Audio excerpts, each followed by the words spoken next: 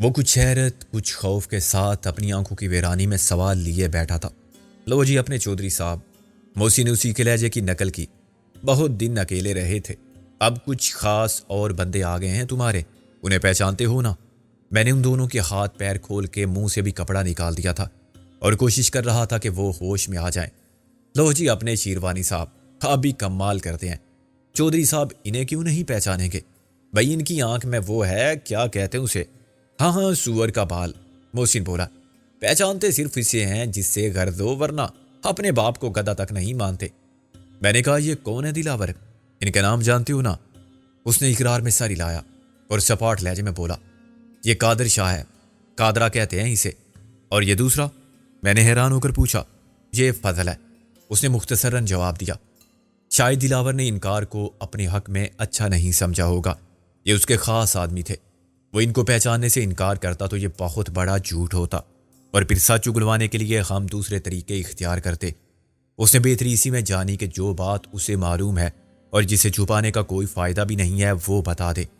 تاہم مجھ سے یہ ثابت ہو گیا کہ دلاور کا ذہن سوچنے سمجھنے کی صلاحیت رکھتا ہے اور وہ غلط اور صحیح میں تمیز کر سکتا ہے۔ فضل کیا کرتا ہے؟ میں نے کہا، سب کچھ، جو بھی اس سے کرنے کو کہا جائے، دلاور بولا۔ اور قادر؟ دلاور نے نفی میں سر ہلایا۔ اسے میں نے رانا کے ساتھ اکثر دیکھا تھا، مگر اس کے بارے میں مجھے کچھ معلوم نہیں۔ دلاور کی بات پر یقین نہ کرنے کی کوئی وجہ نہ تھی، وہ اس وقت جھوٹ بولنے سے گریز کر رہا تھا۔ الیکٹریشین قادرے کے بارے میں مجھے زیادہ تجسس بھی نہ تھا۔ وہ رانا کا ملازم خاص ہوگا جو ادھر ادھر کے سب جائز اور ناجائز کام کر لیتا ہوگا، مگر وہ کوئی خطرناک مجرم یا رانا جیسے بدماش کا دست راست نہیں ہو سکتا تھا۔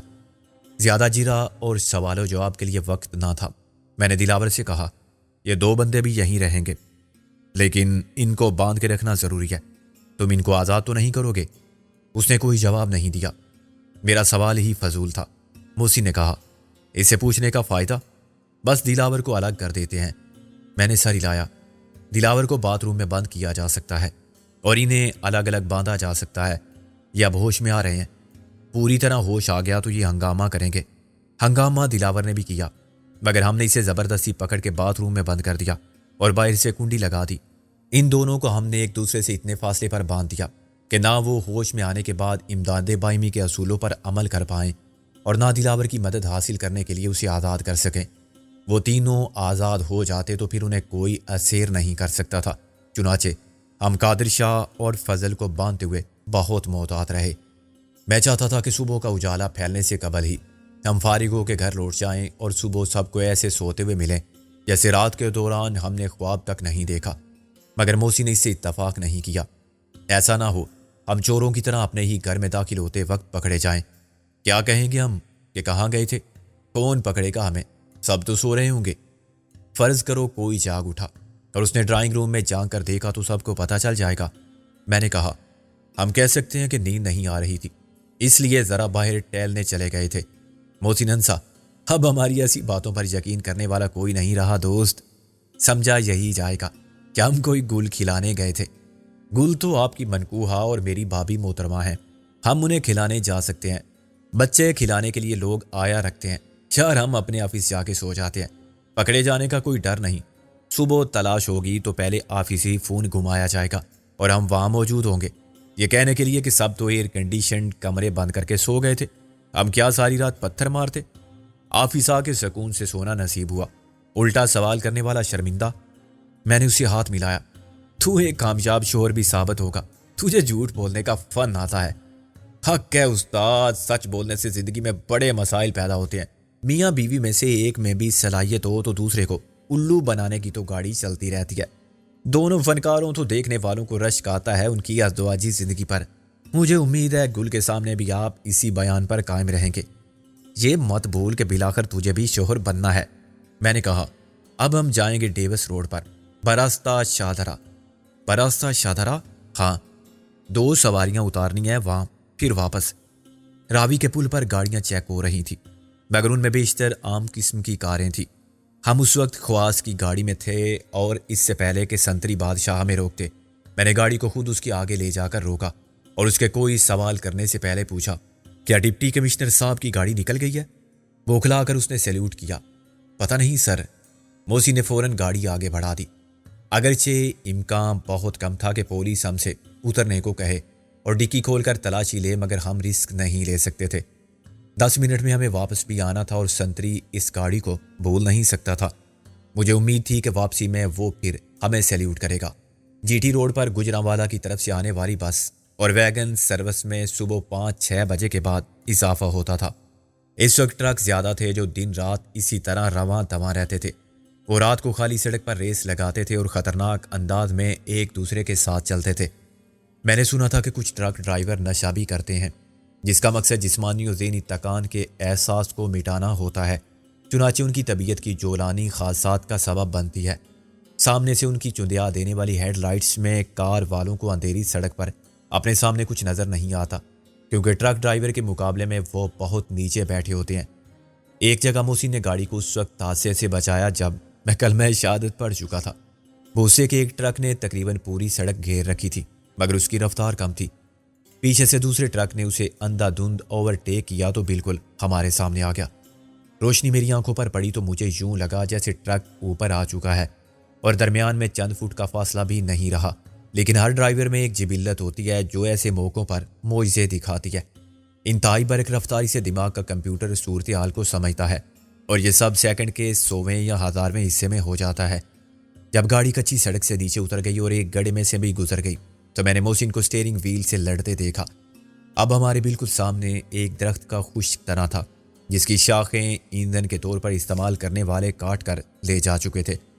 میں تصادم کے لیے بالکل تیار ہو گیا۔ سر کو ڈیش بورڈ پر ٹکرا کے مجروح ہونے سے بچانے کے لیے میں نے اپنے ہاتھ غیر ارادی طور پر چہرے کے سامنے کر لیے تھے، مگر یہ نہیں ہوا۔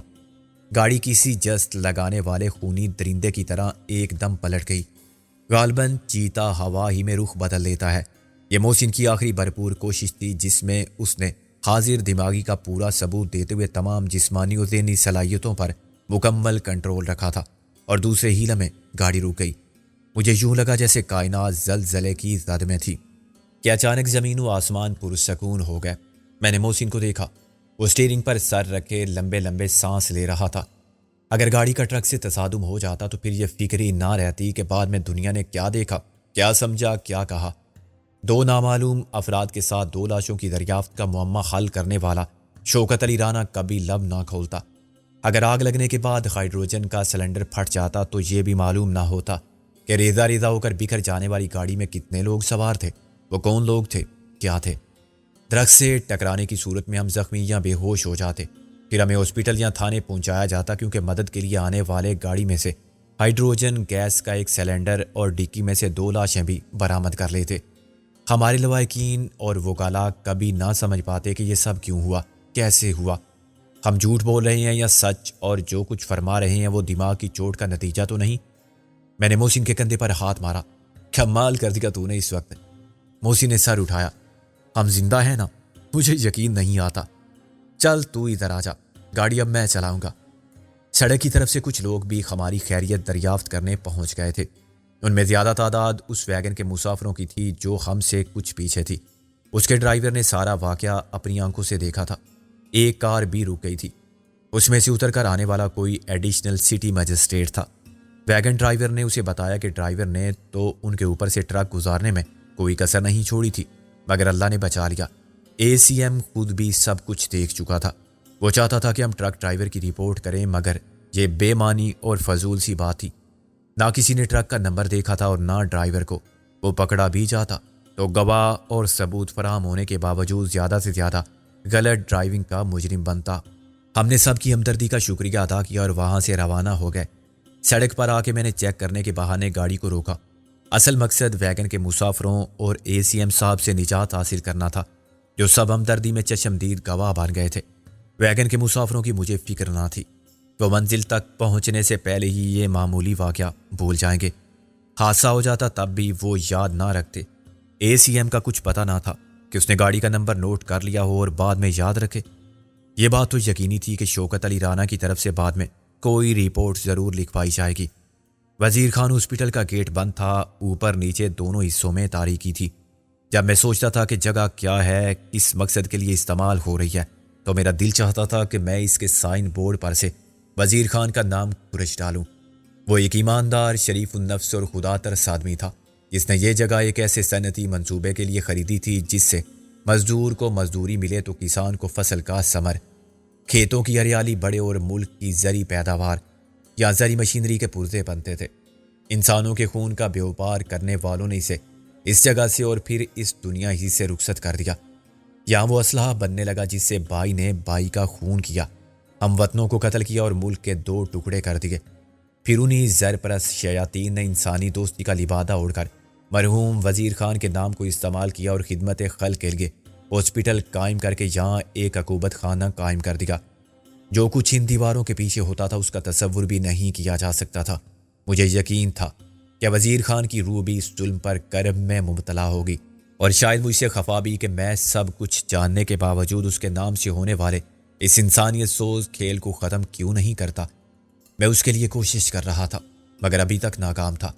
مجھے اپنی بے بسی پر شرمندگی بھی تھی۔ ہم نے ادھر ادھر دیکھ کر دونوں لاشوں کو ڈکی سے نکالا اور گیٹ کے سامنے ڈال دیا۔ اچانک گیٹ لائٹ روشن ہوئی اور کسی نے فولادی گیٹ میں بنی ہوئی چھوٹی سی کھڑکی کھول کر باہر جھانکا۔ اوئے، یہ کیا ہو رہا ہے؟ اس نے چیخ کر کہا۔ خطرہ یہ تھا کہ اب وہ گیٹ کھول کر باہر آ جائے گا اور ہنگامہ کھڑا کر دے گا۔ میں نے قریب جا کر ریوالور نکال لیا۔ اس کا چہرہ کھڑکی کے فریم میں خوف کی تصویر بن گیا۔ اب دیکھو کیا ہو رہا ہے، ریوالور کی نال کے اندر جھانک کر دیکھو، کچھ نظر آیا؟ اس نے بڑی مشکل سے نفی میں سر ہلایا۔ بس تو پھر کچھ نہیں ہو رہا ہے، کھڑکی اور منہ بند کر کے بیٹھ جاؤ۔ بہتر ہوگا کہ آنکھیں اور کان بھی بند کر لو ورنہ تم فوت ہو جاؤ گے۔ کبھی پہلے فوت ہوئے ہو؟ نہیں، اس نے بدحواسی میں کہا اور فوراً کھڑکی بند کر لی۔ میں نے دوڑ لگائی اور گاڑی میں جا بیٹھا۔ کار کا انجن چل رہا تھا۔ میں نے گاڑی کو گیئر میں ڈال کر اس طرح بگایا جیسے فلمی ہیرو چھلانگ مار کے گھوڑے پر بیٹھنے کے بعد چابک مار کے اسے دوڑاتا ہے۔ مجھے معلوم تھا کہ فوری طور پر گیٹ کیپر کی عقل اس سے ہرگز کوئی ایسا قدم اٹھانے نہیں دے گی جس کے نتیجے میں اسے صبح فوت ہونا پڑے۔ موت اگر ناک کو چھو کر گزر جائے تو آدمی ساری بہادری بھول جاتا ہے۔ خیر یہ بھی اچھا ہی ہوا، موسی نے پلٹ کے کہا۔ اب چاہے وہ فوت شدگان کو سمیٹ لے اور بتا دے رانا صاحب کو۔ ہاں، گاڑی کو وہ ضرور پہچان کیا ہوگا، ہمیں بھی پہچان لے گا میدان حشر میں، محسن نے کہکا لگایا۔ شوکت رانا نے جتنی جلدی کی تھی یہ ثابت کرنے میں کہ وہ دلاور نہیں ہے، اس سے بھی کم وقت میں ہم نے ثابت کر دیا کہ ہم دلاور کے باپ سے نہیں ڈرتے۔ اس کی اینٹ کے جواب میں بڑا پتھر مارنے کا مطلب ہے اعلان جنگ۔ ہاں یار، لڑنا ہے تو کھل کے لڑو، خالی دھمکی سے تو بات نہیں بنتی، اور ہم کسی رانا کے نانا کو بھی خاطر میں لانے والے نہیں۔ اب یا تو وہ پتھر کے جواب میں چٹان لڑکائے گا اور ہم ارسال کریں گے کوئی پہاڑ، یا پھر رانا صاحب کا وہی انجام ہوگا جو ایٹم بم گرنے سے جاپان کا ہوا تھا۔ گاڑی پھر پل پر سے گزری تو میں نے اس سنتری کو دیکھ کر بریک لگائے۔ وہ فوراً قریب آ گیا۔ ڈپٹی کمشنر صاحب تو نہیں مگر اے سی ایم صاحب گزرے تھے۔ میں نے اسے ڈانٹ کر کہا، بے وقوف، وہ کل تک اے سی ایم تھے، آج ڈپٹی کمشنر ہے، تم ابھی تک کانسٹیبل ہی ہو۔ اس کا منہ حیرت اور بے وقوفی سے کھلا رہ گیا۔ اب صبح کے 4 بج چکے تھے۔ میں نے آخری مرحلے کی تکمیل کے لیے گاڑی کا رخ ڈیوس روڈ کی طرف کر لیا۔ شیش محل حوضری کے پاس ایک ہوٹل کھلا دیکھ کر موسی نے منہ پھاڑا اور جمع ہی لی۔ کیا عرض ہے اگر 1 لیٹر چائے ڈال لی جائے؟ میں نے گررا کر کہا، ینگ مین، ڈیوٹی کے وقت نو ڈرنک، وقت کم ہے اور کام بہت۔ یہ کام ہے؟ موسی نے جلا کر کہا، اس سے تو بہتر ہے کہ ہم کوئی کام نہ کریں۔ میں نے کسی فلسفی کی طرح کہا، عزیزم، کام کے بغیر اس کائنات میں کچھ نہیں ہے۔ انسان، شیطان، فرشتے، حشرات الارض سے جنات تک سب اپنا کام کر رہے ہیں۔ ستارے، سیارے، پودے، درخت، یہاں تک کہ سنگ و خار، ان کا بھی کوئی نہ کوئی کام ہے۔ سونا، عشق کرنا سب کام ہے۔ جیسے بکواس فرمانا آپ کا کام ہے جو آپ اس وقت کر رہے ہیں، اور یہ سب سن کر برداشت کرنا میرا کام ہے۔ میں نے ہنس کر کہا، یار ہاں، بڈے پر چل کر اپنی مرضی اور پسند کی چائے پئیں گے، یہ آخری کام ہے۔ ابھی کام باقی ہے؟ اف، موسی نے سر پکڑ دیا۔ یار کل کیا کریں گے ہم؟ سارے کام آج ہی کر لیے تو؟ کل کچھ نہیں، مگر کچھ نہ کرنا بھی ایک کام ہے۔ میرے اقوال زریں نوٹ کرتا جا بے عقل، میں نے کہا۔ مسٹر عاقل، پرانے اقوال زریں بہت ہے، آپ مزید ایجاد نہ کریں۔ محسن آنکھیں بند کر کے اور سیٹ سے سر ٹکا کے بیٹھ گیا۔ میں نے گاڑی ڈیوس روڈ پر سی ڈی انٹرپرائز کے دفتر کے سامنے روکی۔ دفتر گلی میں تھا اور حسب توقع لاوارث پڑا ہوا تھا۔ دن میں کام کرنے والوں کے کمرے خالی پڑے ہوئے تھے۔ جو شخص گیٹ پر چوکیداری کرتا تھا اس کی لاش وزیر خان ہاسپٹل کے اندر پڑی تھی۔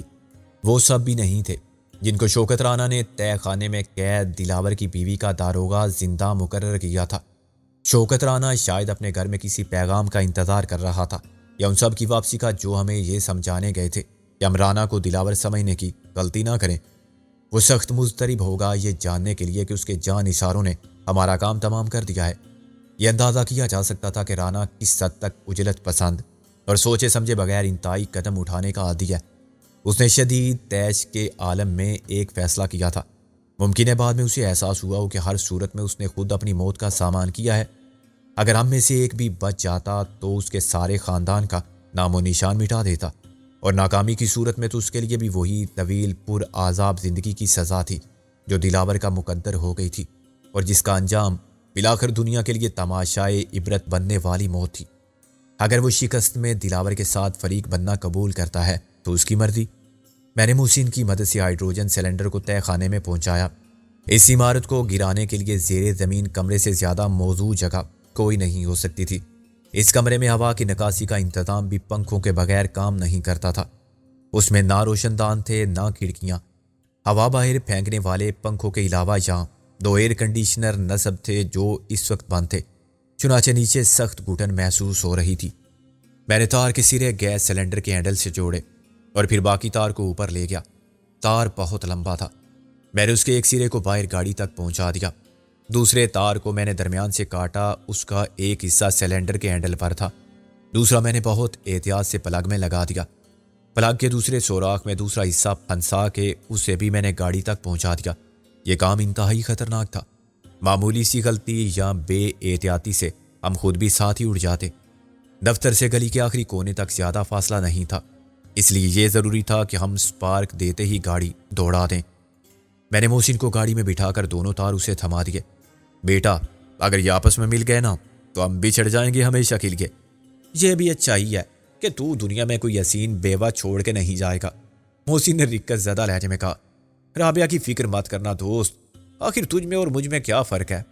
نیچے جانے سے پہلے میں نے احتیاطاً کلمہ پڑھا اور آہستہ آہستہ گیس سلنڈر کا والو کھول دیا۔ گیس بڑی آواز کے ساتھ نکلنے لگی۔ میں تیزی سے باہر نکلنے کے لیے بھاگا اور اپنے پیچھے دروازہ بند کر دیا۔ میں حیران تھا کہ وقار یوسف کے گھر میں سلنڈر کھولنے کے بعد مسٹر کلو اس آواز کو کیسے بند کرتے جو اتنے پریشر سے گیس نکلنے کے باعث پیدا ہو رہی تھی۔ یا تو ان کے پاس اس کا بھی علاج ہوگا، یا انہوں نے سوچا ہوگا کہ گیس نکلنے کے شور پر بھی سونے والے فوراً جاگ کر تو باہر نہیں آ جائیں گے۔ اگر کوئی یہ آواز سن کر جاگا تو پہلے غور کرے گا کہ یہ آواز کہاں سے آ رہی ہے۔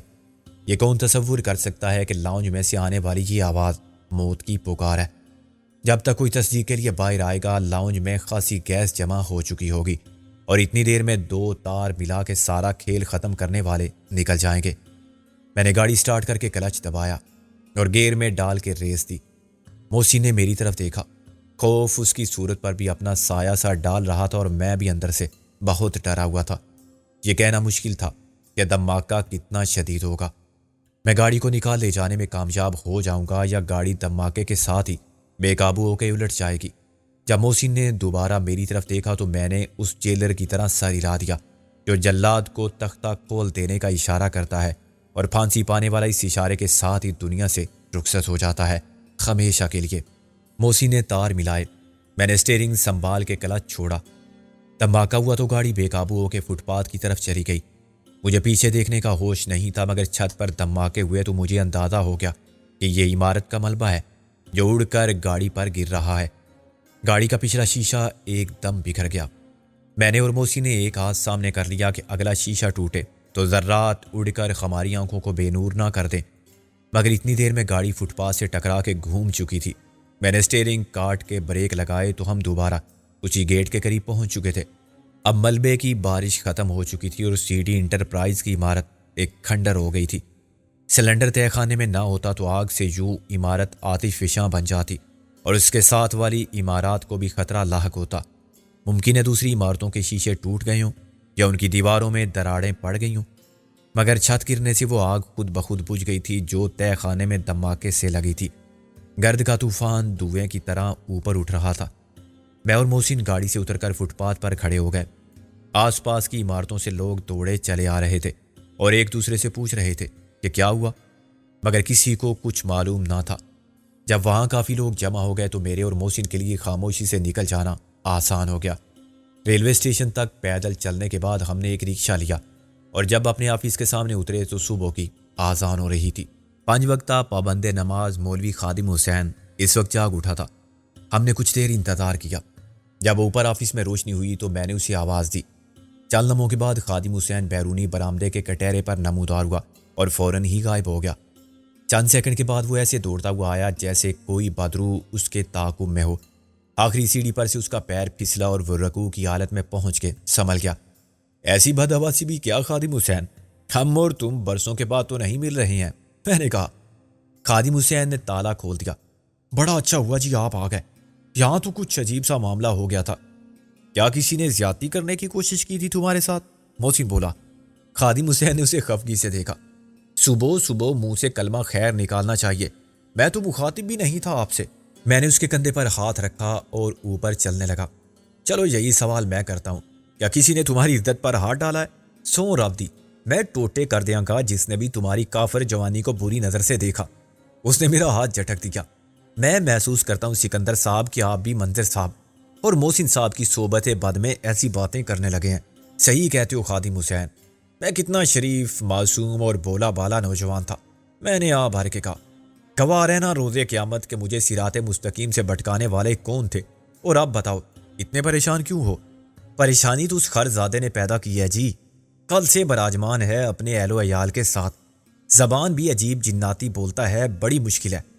کس کی بات کر رہے ہو تم؟ میں نے اندر پہنچ کر کہا۔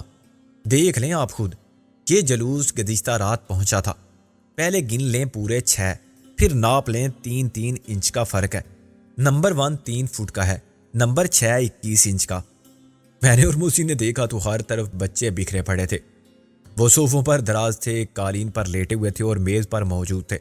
ان کے پروڈیوسر آفس کے ریٹائرنگ روم میں محو استراحت تھے اور ایک نظر ہی میں اندازہ ہو گیا تھا کہ انہیں مہلت دی گئی تو یہ آفس 7ویں کا زچہ خانہ ہو جائے گا۔ یہ سابق چوکیدار اور اس کی اکلوتی منکوہا تھے جو اتنے عرصے بعد اچانک وارد ہو گئے تھے۔ میں نے اسے ویسے ہی اٹھایا جیسے پولیس گورنر ہاؤس کے سامنے سے دھرنا دینے والوں کو اٹھاتی ہے۔ اس کے باوجود سابق چوکیدار نے مجھ سے گلے ملنے کی کوشش کی۔ پھر میرے اور اس کے درمیان ٹھیٹ سرائکی میں جو مکالمہ ہوا، اس کے نتیجے میں وہ حسرت و یاس اپنے جگر کے ٹکڑوں کو سمیٹ کر روانہ ہونے پر مجبور ہو گیا۔